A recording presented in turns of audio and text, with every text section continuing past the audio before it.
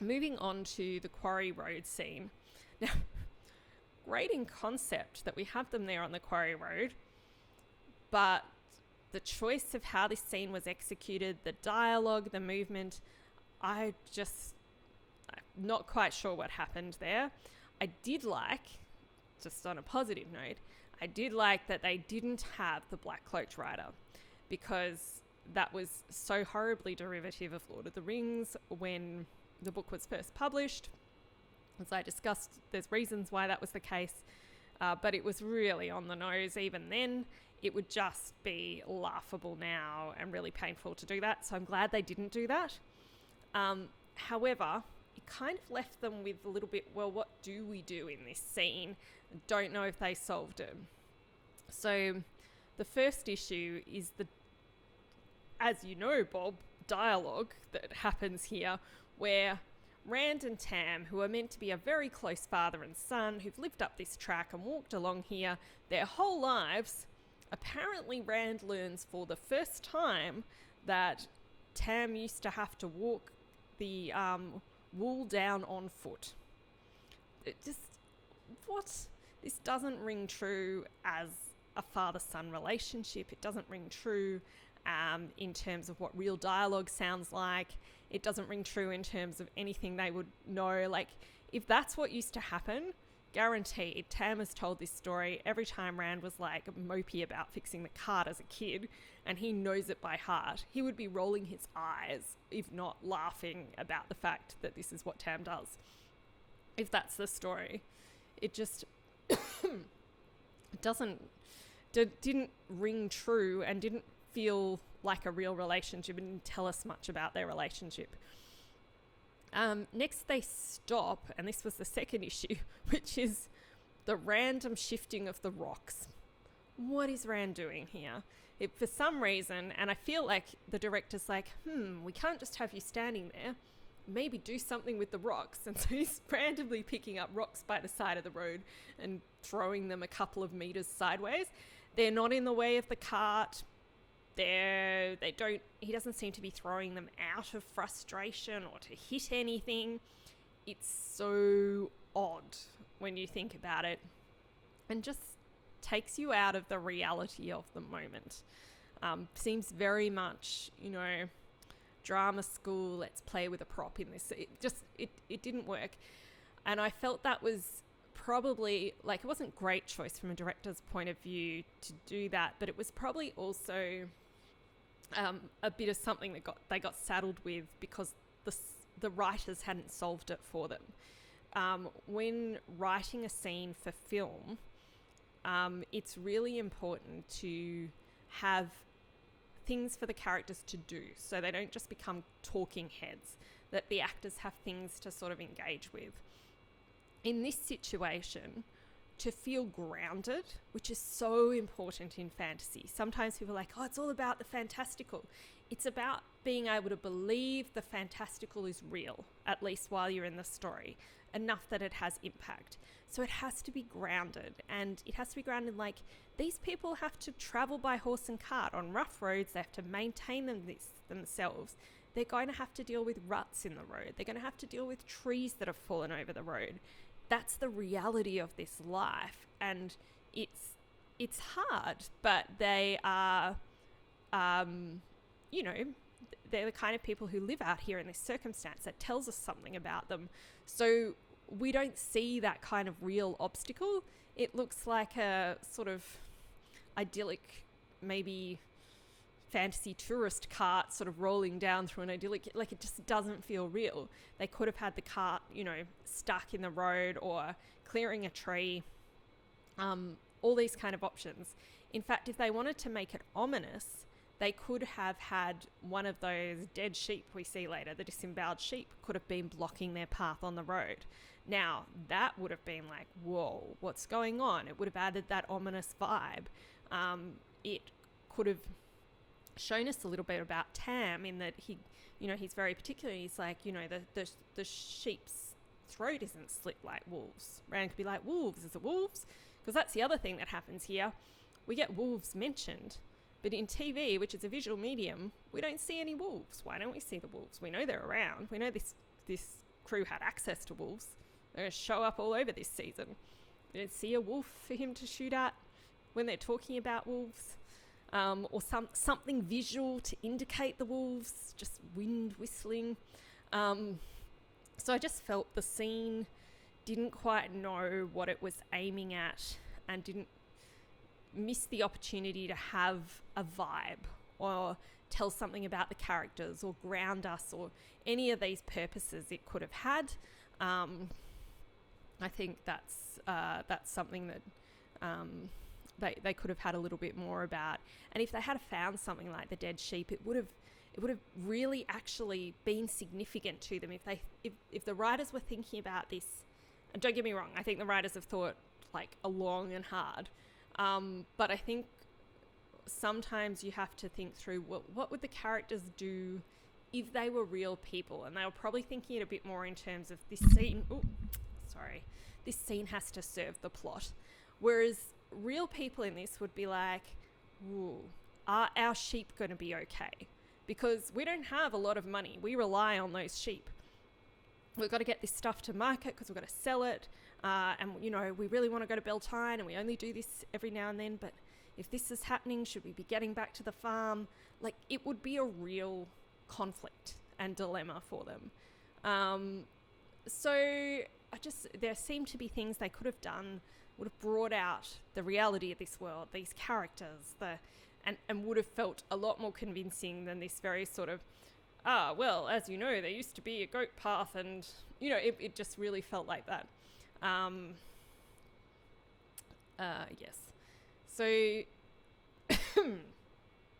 moving on. Next, we're in the Two Rivers, and the Two Rivers looks gorgeous. I loved the set they built. I love the fairy tale dynamics. I love it looks like one of those sort of romantic Eastern European paintings. I care zero that they changed it from thatch to shingles. I think it's what you call those roofs. It doesn't matter that it was thatch. I understand Rafe even had to defend it in a video. He's like, yeah, Harriet wanted thatch too, but then she saw it and she was like, yes, this is the Two Rivers. Harriet being Robert Jordan's wife and editor also of the books. So it looks beautiful. What I didn't love is that all people seem to be doing is wandering around with baskets. And this is such a musical theatre village kind of thing to do. Like, we're in a village, and everyone just sort of wanders around with their baskets, and nobody feels like they're in a real village. They feel like they're almost about to burst into song. And I think, a village can look that bucolic, real villages, but then when you look a bit closer, people are like shoveling crap out of the sheep pen, and they're grinding flour with hard effort, and they're doing all these things. I think, Perrin would be at his forge. I think you could have things happening in this village that really ground it. That you just have to cut to a few different things to give us that sense that this is a real functional village. It's not a set village that just looks pretty. People live here. We can believe in it. It needed just a few extra shots like that to ground us in that reality. Anyway, we move into the Wine Spring Inn, and I love this set. It looks gorgeous, it looks detailed, it looks convincing, the lighting's great, the characters feel very natural in it, looked really good. The props were good, the costumes I really liked in here. I like the costumes overall. Maybe occasionally they could be roughed up a bit more, but I liked them in terms of design. Now, in this inn, we have some really great dialogue between Matt and Perrin and Rand, and a couple of other characters. We meet Matt and Perrin for the first time, and the writers made some bold choices here around their backstories, which I want to discuss because I am on board with these choices and I am willing to defend them. So the first thing they changed was Matt goes from being the somewhat irresponsible kind of muckabout kid of a fairly successful horse trader in the village to being a kid of two completely dysfunctional parents, very poor, and clearly has an issue with gambling, has to take care of his younger sisters and deal with like his parents who are awful. His mother's a total drunk, his dad's a lecher, and so very, very different backstory for Matt. I loved it. I think it worked. I personally find book 1 and 2 Matt incredibly annoying, insufferable. He goes from being like kind of annoying to being like really insufferable by the point. So no spoilers, but book readers will know, there is a point early on in book 2 where Rand and Matt are together, and Rand gets a package which he has to sneak off to open, and Matt and Perrin find him, and Matt is an ass. It's an absolute ass. And I'm like, I just hate you. Why are you like this? And I know people are going to say an explanation, which I won't reveal because no spoilers past episode 1. But it's really hard to like books 1 and 2 Matt. And a lot of people say this. I know Matt goes on, he becomes better, becomes a lot of people's favourite character, but not at the start. And I think there are often times where I'm like, I also just don't really quite believe Matt would do this thing that he does. I think they created this story which firstly gives him a bit more layers and depth as to why he makes the choices that he does, often very questionable choices, and explains sort of why he has this kind of internal conflict about who he is, and what he stands for and what he wants. So apart from something that happens in episode 2 that we come to pretty soon, where Matt makes a choice that he wasn't supposed to do, and it explains why he does that. That's very credible with this Matt. It's kind of credible with book Matt too, but I think it really works here for aged up Matt. It also plays well for other things that happen, like there is a very controversial plot line that happens with Matt several books down the line. I'm talking like round about book 7 or so, with a character called Tylan. And like, do we need that plot line? It's handled really badly. But one of the things that also bothered me about it was just did not seem credible that impulsive Matt, who just avoids anything uncomfortable, would stay in that situation, or it just didn't seem like he was Matt in that situation. He seemed like a character put into that for the purpose of, awfully, probably for the purpose of comic relief, which didn't work at all. But even if you set that aside, sort of forced into that because the writer thought, oh, that's a good idea, but didn't feel like him. I feel like this Matt could credibly be in that situation, and it would be really powerful instead of just a confusing, we wish it really wasn't in the books kind of situation. It could actually work and have something to say. So I think that's it's a smart choice for Matt. I liked it. Everything I've seen too of reviews of non-book readers, they really like this Matt. They connect to him, which is not something people say Matt's great, but generally they're not saying it about book 1 Matt. So I like it. The other controversial change, which we see shortly, is to Perrin's backstory. And I will come to that in a minute, but essentially Perrin's married. We had some ideas about this, so I have been sort of contemplating it for a while. Had I been hit with it off the bat and hadn't known, I might have been like, oh, don't know if I like that, but I will defend it, even though it's a little bit controversial. All right, so we then have Egwene enter, I'll come back to Perrin because we don't sort of see this development till a bit, and I'm trying to do it in order. Egwene enters, everyone cheers. This was great. I liked how they portrayed Bran as the worried father and the women grabbing her for a drink. Again, sort of working in the gender dynamics of this world without being too obvious about it. That said, this isn't strictly how Emond's Field plays in the books, and to some extent I feel like Emond's Field was meant to be about balance in the books. You have the women's circle, you have the men's council, it's very balanced. They have sort of different roles, but they're respectful. I think that was perhaps where Jordan was going with the Two Rivers. It's not where they've gone here. It's imbalanced. That sort of matriarchal thing is just carrying through.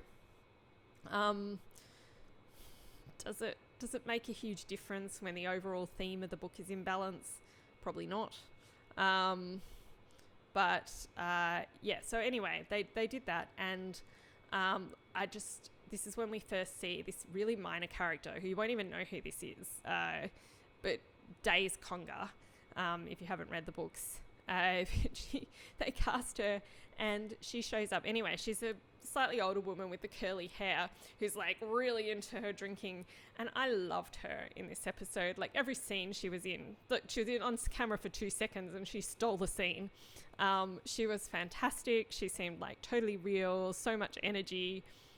Loved that we had characters like that appearing on the screen. So I liked that, and then we're sort of wandering around the inn. Rand's moping about not being able to talk to Gwain yet, slightly disjointed. And then Lan comes in and poses dramatically. It's a choice, didn't work for me. Lan's a bodyguard. He should be scoping the room, not posing. Like everything here, there isn't any space to waste on hokey dramatic moments. It's all about telling this story, and the story needs to be about who these characters are and what they do and what they want. And you learn so much more about Lan by seeing him scope the room, by having Moiraine right in there after him. Would he announce, this is I mean, I get they kind of want to flag their names to the audience. Feel Moiraine would announce herself. And also Nynaeve's sudden aggression towards them seemed a bit preemptive. Like, what, if Moiraine had snubbed her before this, or snubs her before Nynaeve snaps, absolutely. Like, it does not take much to set off Nynaeve. But this just felt like, well, why is she just going after them with a dagger? Maybe in the script development there was going to be the black cloaked rider. That happens a bit in the book. Everyone's like, it's Black Cloak Rider, and then there's this guy, Lan, and then they're like, oh no, it's not him. Maybe they were kind of going with that, but because we never got a Black Cloaked Rider, that just didn't quite land. I don't know. Give them the benefit of the doubt. Obviously, all kinds of things can happen in editing and production and stuff that things get chopped around. Possibly that's what happened, but once we get past that kind of not quite in character moment, the rest of the scene goes really smoothly. I like everyone's reactions. I like Moiraine, the way she immediately identifies the people of interest. So even though I did have a thought, I was like, why would she not include Danya, for example, who is another person who seems to be the same age, the way they've got it? I think there's probably an in-world explanation for this.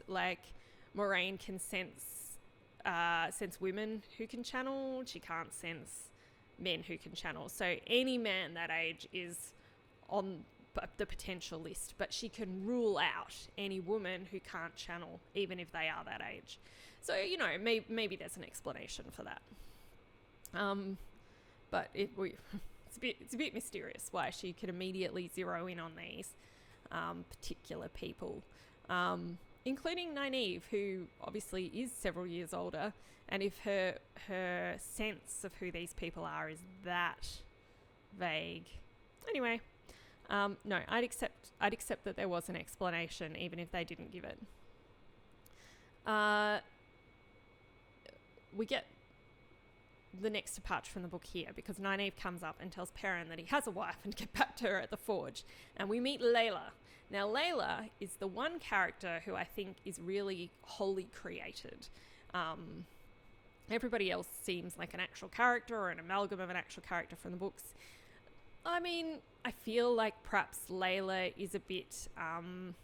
there were these characters in the books called the Lewins. They were the blacksmiths, they were a couple, and Perrin was apprenticed to them. And since they've aged Perrin up, now he's part of the blacksmith couple. So maybe she's a little bit like Osbert Lewin. Doesn't come out with a frying pan later, but, maybe that's who she is. A lot of people, when the rumour first came out, Perrin has a wife and he's going to kill her in the first episode. There were a lot of people going, what? I mean, it's a dramatic change from the books. It sounds unnecessary. And it's this awful trope to create a woman just to kill her so that a man has like emotional growth. But I have to say, I thought the choice worked here. And I also thought the writers had really limited options in what they could have done to make Perrin's character clear in a way that would explain a lot about Perrin. I think they pointed out several times, Perrin doesn't say a lot and they can't show his internal monologue. They have to do something to let the audience know what that is. And Perrin is like obsessed with, should he choose the hammer or the axe, a pacifist, blacksmith's life, or he's caught up in various violent things and, he needs to use this axe and, is that what you need to protect people and so on. So it's like this big dilemma for him, obviously huge, I think, for someone who was a vet from the Vietnam War. I think this was a very important theme of the books, very important theme for Perrin's character in particular, and ties into other things about his character later that totally make it make sense. So it's a pretty important thing for them to bring out, and given the amount of time they have before they get on the road, given that Perrin's not a talkative person, what other choices could they have made that would have got this across? I mean, it's all very well to say, oh yeah, they could have done better, but what could they have done that they could have fit in, that would have made sense, that would have achieved the same result? So that, and it's very effective, like without spoilers. I've watched the next couple of episodes and it really makes Perrin make a lot of sense. It's storytelling. But just sort of from a philosophical perspective, I would also defend it for other reasons. So the first is the worst thing about this trope is that it's basically symptomatic of women being reduced to objects in the story. And that's just so not the case in this show. There are women that are subjects all over the place, and no one's going to be reducing them to objects in this show. There's going to be loads of characters with loads of different reasons for their character growth. It's not like this is the main event and they've just opted for this as the storyline. It's just one tiny part of a story that really isn't falling into that trap and is not going to be lazy in terms of the diverse range of people and views and motivations we see on screen. So I think you can't just say, every time a character dies, that's because that was a fridging. Every time a female character dies and a male survives, that's fridging. Like lots of people die in Winter Night. It has the elements of it, but I think that greatly mitigates what's problematic.